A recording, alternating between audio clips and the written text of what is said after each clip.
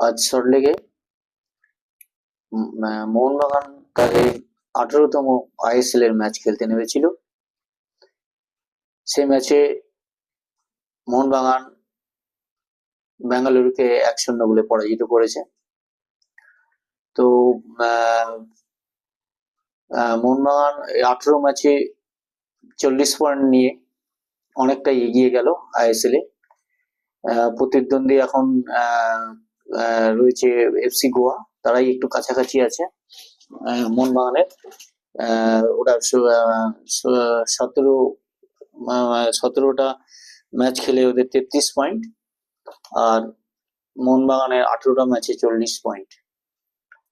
তো আজকের মোহনবাগানের ম্যাচটা খুব গুরুত্বপূর্ণ ম্যাচ ছিল ব্যাঙ্গালোরের বিরুদ্ধে, কেননা ব্যাঙ্গালোর এমনি খুবই ভালো টিম। বা আগের ম্যাচে মানে প্রথম লিগে মোহনবাগান বেঙ্গালুরুকে যে 3-0 গোলে হেরেছিল, সেই ম্যাচের মধুর বদলা আজকে মোহনবাগান নিল তাদের 18তম আইএসএল এর ম্যাচে বেঙ্গালুরুকে পরাজিত করে। এবং আইএসএল এ মোহনবাগান এখন অনেকটাই এগিয়ে গেল অন্যান্য ইয়ের থেকে, টিমগুলোর চেয়ে। তো যাই হোক, মোহনবাগানের এবার খেলার ব্যাপারে আসি। মোহনবাগান আজকে শুরু থেকে একটু রক্ষণাত্মক স্ট্র্যাটেজি নিয়েছিল। খেলা যত গড়িয়েছে তত দেখা গেছে যে বেঙ্গালুরুর আধিপত্য বেশি ছিল। প্রথমার্ধে বেঙ্গালুরু প্রায় 68% তাদের বল পজিশন ছিল, যেখানে মোহনবাগানের 32% ছিল। ফলে বেঙ্গালুরু খুবই ভালো খেলছিল প্রথমার্ধে, খুবই ভালো খেলেছে। তাদের বল পজিশন অনেক বেশি ছিল মোহনবাগানের থেকে, এবং ওদের মিডফিল্ড অনেক ভালো। মোহনবাগানের থেকে, মোহনবাগানের মাঝমাঠের থেকে ওদের মাঝমাঠ আজকে অনেক ভালো খেলেছে। যেখানে ওদের উইলিয়ামসন, নিখিল পূজারি এরা খুবই ভালো খেলেছে, এবং মোহনবাগানের বক্সে বারবার উঠে এসছে আক্রমণে। তো যাই হোক, কিন্তু মোহনবাগানের ডিফেন্সকে আজকে অনেকটা জমাট দেখিয়েছে, যদিও আজকে আশিস রায় ছিল না, কার্ড সমস্যার জন্য আশিস রায় ম্যাচের বাইরে ছিল। তবুও সেই জায়গায় মোহনবাগান ডিফেন্সটা তবুও অনেকটা গুছিয়ে খেলতে পেরেছে। যাই হোক, তো মোহনবাগান আজকে ম্যাচটা যদি না জিততে পারতো তাহলে কিন্তু একটা বড় সমস্যায় পড়ে যেত, কেননা সেক্ষেত্রে গোয়ার সাথে পয়েন্ট ডিফারেন্সটা আরেকটু কমে যেত। তো যাই হোক, আজকে জেতার ফলে মোহনবাগানের লিগটা একটু কমফোর্টেবল জায়গায় রইল, এবং এফসি গোয়া একটু চাপে থাকবে, কেননা তারা যদি কোনো ম্যাচ ড্র করে তাহলে পয়েন্টটা আরো বেরিয়ে। মোহনবাগান এখনই তাদের থেকে অনেকটা পয়েন্ট এগিয়ে গেছে। ওরা আছে 17 ম্যাচে 33 পয়েন্টে আছে, আর মোহনবাগান সেখানে 18 ম্যাচে 40 পয়েন্ট। আপাতত এখন 7 পয়েন্টের ডিফারেন্স আছে, যদিও গোয়া একটা ম্যাচ কম খেলেছে। তো যাই হোক, মোহনবাগানের এই ম্যাচটা আজকে খুবই গুরুত্বপূর্ণ ছিল আইএসএল এর জেতার ক্ষেত্রে, লিগ সিরিজ জয়ের ক্ষেত্রে। এটা একটা খুব গুরুত্বপূর্ণ ম্যাচ ছিল। আজকে যদি না জিততে পারতো মোহনবাগান কিন্তু অনেক চাপে পড়ে যেত। যাই হোক, তো বেঙ্গালুরু কিন্তু অনেক ভালো খেলেছে আজকে। আমার মনে হয়েছে প্রথম হাফে বেঙ্গালুরু খুবই ভালো খেলেছে মোহনবাগানের তুলনায়।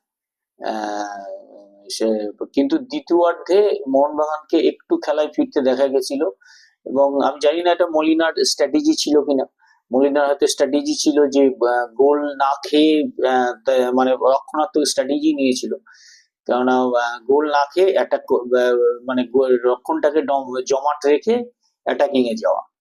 সেক্ষেত্রে কিন্তু মলিনা সফল, মানে বলতে পারি যে মলিনা সফল, যে কেননা মোহনবাগান গোল খায়নি। গোল না খেয়ে মোহনবাগান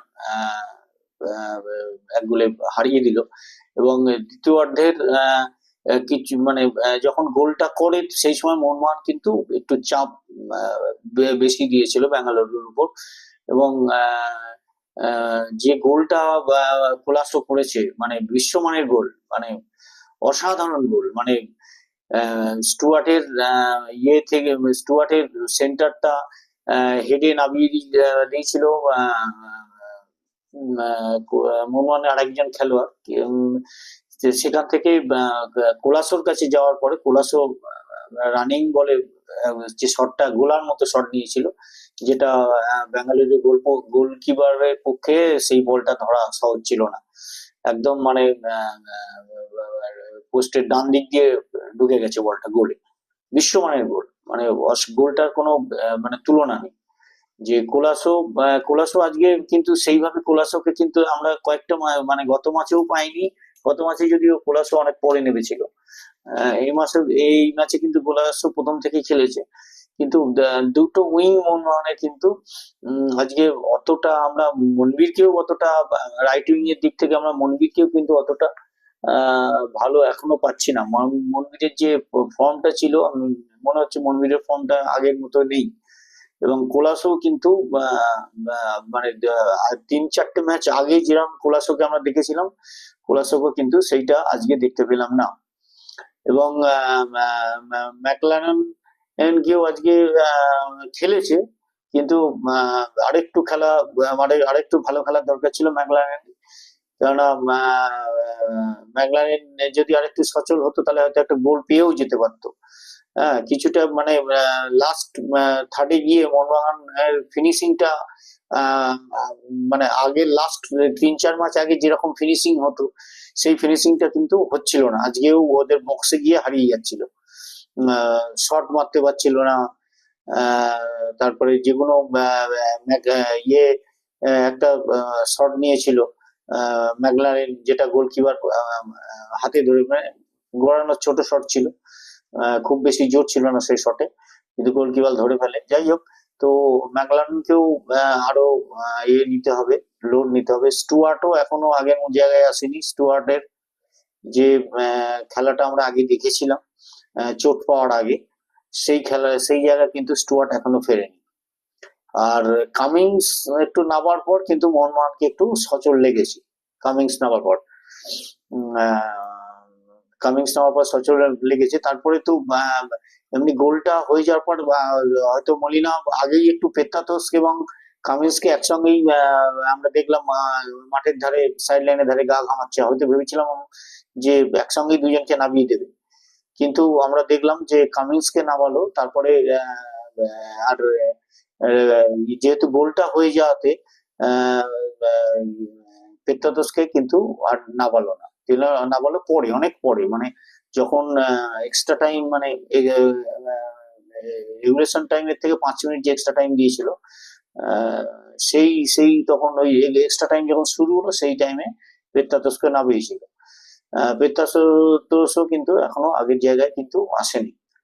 ফলে মোহনবাগান যাই হোক আজকে জয়টা কিন্তু একটু কষ্টার্জিতই জয় হলো, একেবারে মানে খুব সহজভাবে জিতেছে বলবো না। তো আরেকটু মিডফিল্ড এবং ফরওয়ার্ড লাইনকে কিন্তু আরেকটু সচল হতে হবে, নাহলে কিন্তু পরের ম্যাচগুলোতে মুশকিল আছে। কেননা আজকে একটা গোল পেয়ে, যদি গোলটা না পেতো কিন্তু আবার একটা ড্র হয়ে যেত আজকে।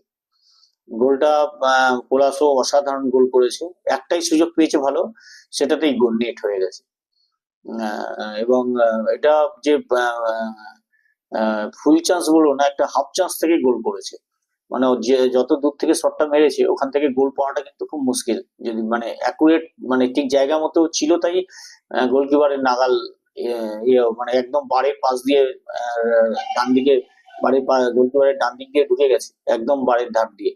ফলে গোলকিপারের নাগালও পায়নি, মানে যে জায়গা দিয়ে কোলাসো বলটা গড়ে রেখেছে খুব ভালো জায়গায় রেখেছে, যার ফলে কিন্তু গোলকিপার ধরতে পারেনি। কিন্তু যদি সোজাসুজি শট মারতো তাহলে কিন্তু গোলকিপারে হাতে হয়তো গোলকিপার প্রতিরোধ করে দিত, কিন্তু এমন জায়গা দিয়ে ঢুকেছে গোলকিপারের কিছু করার ছিল না। তো যাই হোক, মোহনবাগান আজকে জয় পেল এবং আইএসএল লিগ শিল্ড জয়ের ক্ষেত্রে অনেকটা এগিয়ে গেল। তো আরো আজকে মলিনা তার স্ট্র্যাটেজি, হয়তো আমি জানি না এরকম হয়তো স্ট্র্যাটেজি ছিল যে রক্ষণাত্মক খেলো, মোহনবাগানকে আজকে অনেকটা রক্ষণাত্মক মনে হয়েছে, আক্রমণাত্মক কখনোই মনে হয়নি। যে তুলনায় ব্যাঙ্গালোরকে কিন্তু অনেক বেশি আক্রমণাত্মক দেখিয়েছে।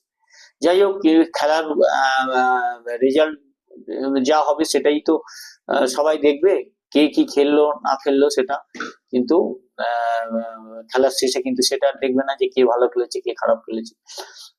যাই হোক, খেলার রেজাল্টই ফলাফলই একমাত্র মানে বিচার্য বিষয়। তো সেদিক থেকে মোহনবাগান কোচ মলিনা সফল বলাই যেতে পারে। যাই হোক, আজকের জয় মোহনবাগানকে আরো একটু আত্মবিশ্বাস এগিয়ে দিল। হয়তো আগামী ম্যাচগুলোতে হয়তো আরেকটু যেহেতু আজকের একটা কঠিন ম্যাচ মোহনবাগান জিতেছে, আত্মবিশ্বাসটা কিন্তু মোহনবাগানে আরো বেড়ে গেল। হয়তো আগামী ম্যাচগুলোতে আবার সেই আমরা পুরোনো মোহনবাগানকে দেখতে পাবো।